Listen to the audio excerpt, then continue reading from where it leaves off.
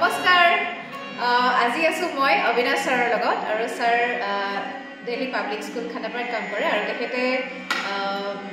সিতাৰ খুব ধুনীয়া বজায় তো আজি ভাবিলো আসলে গম পোৱা নাছিল নতুনকৈ গম পাইছো তো ভাবিলো ছাৰৰ লগত অকণমান কিবা এটা প্ৰেক্টিছ কৰোঁ আৰু ভিডিঅ'টো আপোনালোকক দেখাবলৈ বুলি ৰেকৰ্ড কৰিছোঁ তো অকণমান আমি প্ৰেক্টিছ কৰোঁ এইখন সিতাৰখন আচলতে অকণমান ভাঙি চিঙি আছে আমি জোৰা দি মেলি এইটো ঠিক কৰি লৈছোঁ তো আমি তেনেকৈ প্ৰেক্টিছ কৰিম ঠিক আছে ছাৰ